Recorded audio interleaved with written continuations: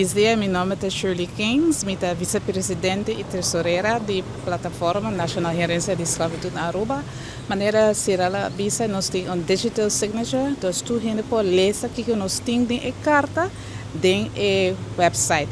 Você pode vai na www.big6caribbean.org. Me tá repetir www.big6caribbean.org.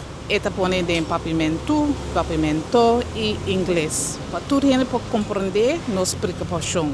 Sobre essa que é uma coisa séria, anche gente não pensa, mas você pensa por juventude, por Yunnan. Eu não é somente muito hammer, é muito mulher não. Nós muito mulher também tem guerra, onde na futuro também. É hobby perigoso, nós hobby alarma, nós romã isso não sabe. Nós sabemos, Saint Eustáquio, Saint Martin e Curaçao estão junto conosco. Não alerta nós o que está passando, porque nós avisamos, nossa forma junto e ao mesmo tempo a carta está entregar na Parlamento, na Eustáquio, na Curaçao e Saint Martin. Então, é a mesma coisa, todo Islândia vai ganhar, toda notícia de outro Islândia vai ganhar também. É o mesmo momento de água.